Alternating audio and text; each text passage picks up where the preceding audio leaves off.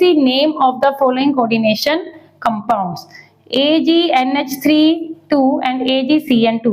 तो बेटा यहाँ पे मेरे पास मेरा जो कॉम्प्लेक्स है, मेरा जो कैटायन है वो भी कॉम्प्लेक्स है और मेरा जो एनायन है वो भी कॉम्प्लेक्स है। तो बेटा इस केस में हम नेमिंग कैसे करते हैं? तो इस केस में बेटा नेमिंग करने से पहले आपको एक बात थोड़ी सी समझनी पड़ेगी कि पहली बात तो यहाँ पर मेरा दोनों में, कैटायन में एनायन में, ये जो मेरा सेंट्रल मेटल एटम है बेटा, ये सेम भी हो सकता है और डिफरेंट भी हो सकता है, ठीक है, पर इनका ऑक्सीडेशन नंबर जो होता है वो जनरली सेम होता है, ठीक है, जितना कैटायन वाले का होगा उतना ही एनायन वाले का भी होगा, ठीक है। अगर अलग होगा तो वो आपको मेंशन्ड होगा, उसका मैं एग्जांपल अभी आपको दिखाऊंगी। दूसरी बात, इन दोनों का जो कोऑर्डिनेशन नंबर होगा यहाँ पर सेंट्रल मेटल एटम का, दोनों जगह में, कैटायन में भी एनायन में भी, वो भी क्या होगा, हमारा सेम होगा, ठीक है। तो इन दो चीजों का आपने ध्यान रखना है।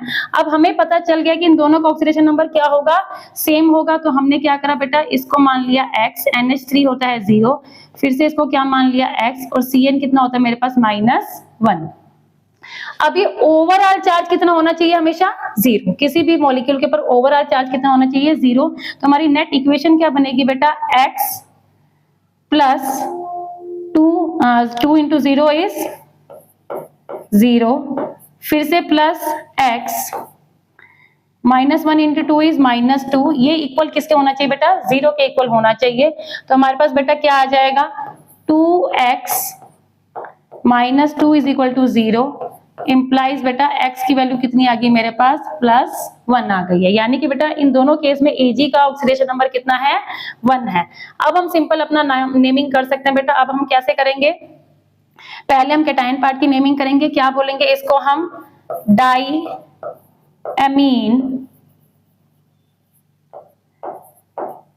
Ag का मतलब क्या है बेटा, सिल्वर, कितना ऑक्सीडेशन नंबर, 1। यहाँ पे हमारा कैटायन कंप्लीट हो गया। अब हम एनायन के ऊपर आते हैं, डाई साइनाइडो। अब बेटा ये मेरा एनायन है, जब भी एनायन में सिल्वर होता है तो उसको हम क्या बोलते हैं, आर्जेंटेट, आर्जेंटेट 1, ठीक है जी। इसके बेटा अभी हम और एग्जांपल करेंगे क्योंकि ये थोड़ा सा हमारा इंपॉर्टेंट है। एक बारी बेटा इन सबको भी करके देखो। अब इस केस में क्या है बेटा, ये मेरा कैटायन पार्ट है, ये मेरा एनायन पार्ट है, ठीक है। दोनों का देखो हमारा कोऑर्डिनेशन नंबर क्या है, सेम है। अब इसको मैंने मान लिया x, ये होता है 0, ये है x, ये है कितना मेरे पास, -1। तो बेटा क्या बनेगी equation, x plus 0 plus x -4 is equals to 0। तो x की वैल्यू कितनी आ जाएगी बेटा मेरे पास, इस केस में 2 आ जाएगी, ठीक है।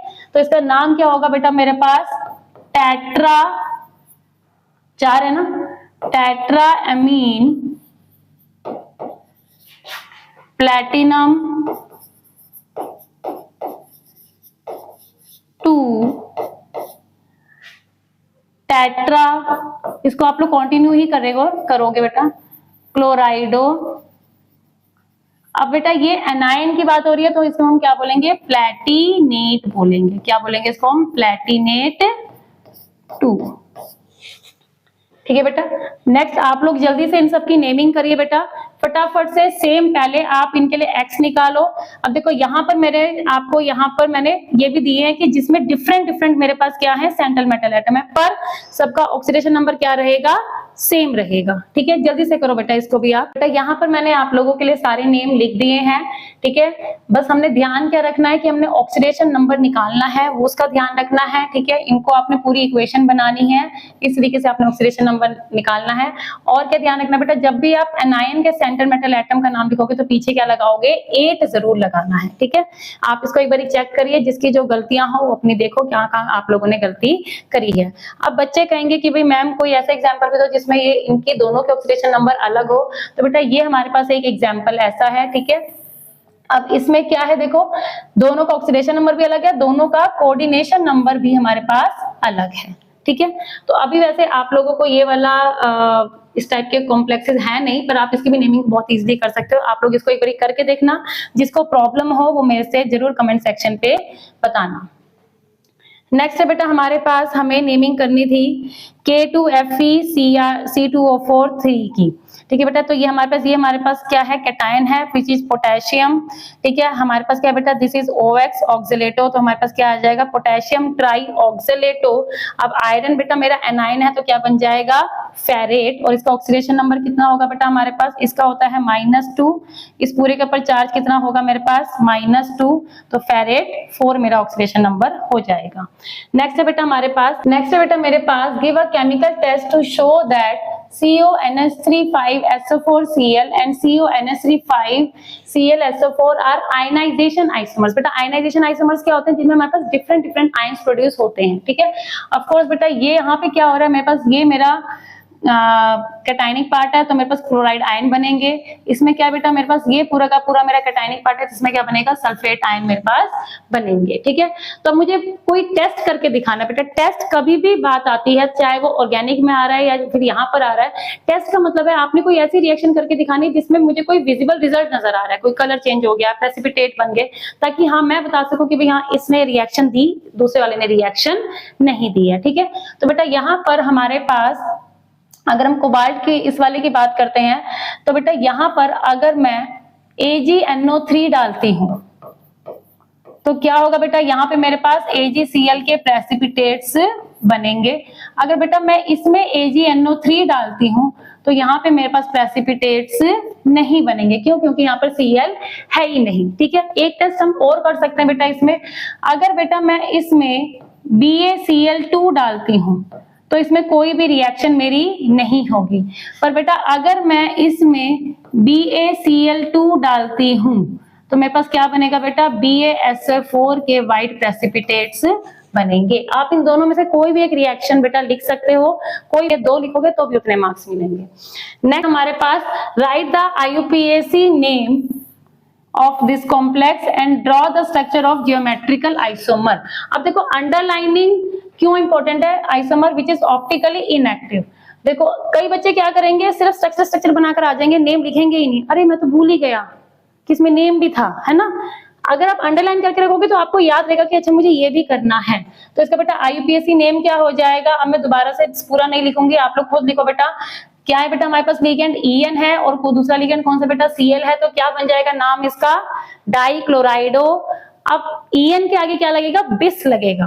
क्यों लगेगा बिस, क्योंकि EN के ही नाम में क्या आता है, डाइअमीन आता है, तो हम क्या लिखेंगे, डाइक्लोराइडो बिस, ब्रैकेट में इथाइलिन डाइअमीन, फिर हम लिखेंगे बेटा प्लैटिनम। प्लैटिनम का ऑक्सीडेशन नंबर कितना आ जाएगा हमारे पास, 2 आ जाएगा, प्लैटिनम 2 आयन, ठीक है। अब हमें बेटा इसका ज्योमेट्रिकल आइसोमर बनाना है। ज्योमेट्रिकल आइसोमर का मतलब हमें इसका सिस ट्रांस आइसोमर बनाना है, पर कौन सा बनाना है जो कि ऑप्टिकली इनएक्टिव होगा। हाँ जी बेटा, सिस और ट्रांस में से कौन सा ऑप्टिकली इनएक्टिव होता है हमेशा, trans is always optically inactive, ठीक है। तो हमें कौन सा बनाना है, हमें सिर्फ और सिर्फ ट्रांस ही बनाना है, ठीक है।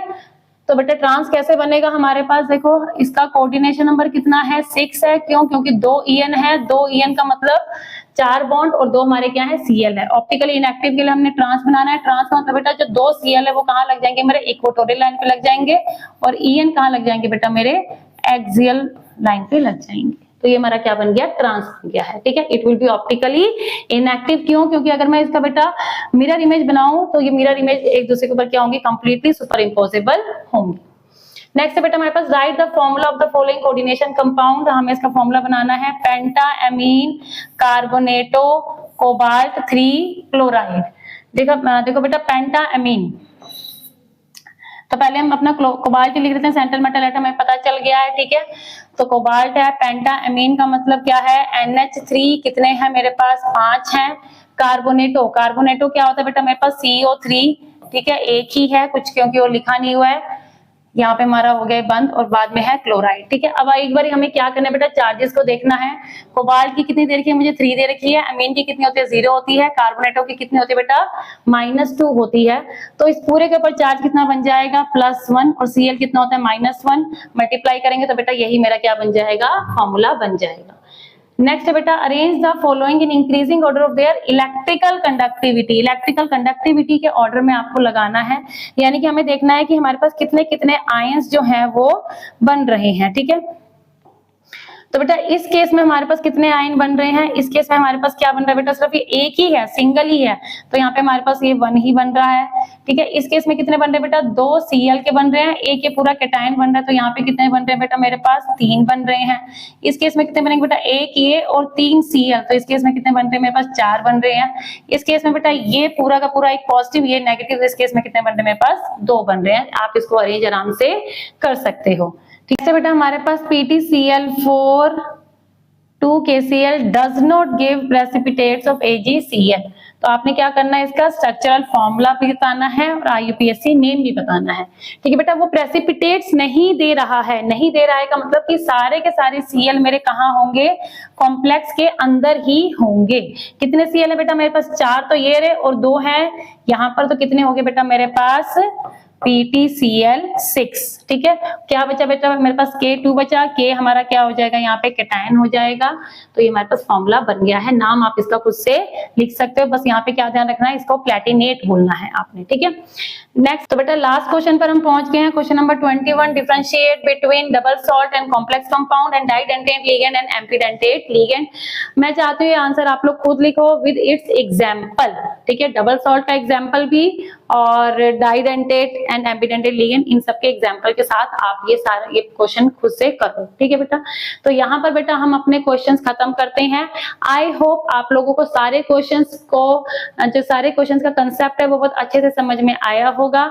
अगर आया है बेटा तो कमेंट सेक्शन पे जरूर जरूर जरूर इसको मेंशन करिएगा कि हमें सारे क्वेश्चन आ गए हैं, और अपनी आंसर की जरूर तैयार करिए आप लोग। मैं भी अपनी आंसर की जल्दी से जल्दी अपलोड करती हूँ, और फिर उसके बाद आप मैच करिए कि कहाँ पर आपकी लैंग्वेज में थोड़ी सी कमी रह गई है। तो बेटा इसीलिए मैं कहती हूँ, कोई भी रिएक्शन हो या हो कोई इक्वेशन, मिलेगा यहाँ हर प्रॉब्लम का सॉल्यूशन। मिलते हैं अपनी नेक्स्ट वीडियो में आपके लिए नए कंसेप्ट्स के साथ। तब तक के लिए बेटा टेक केयर, बाय बाय।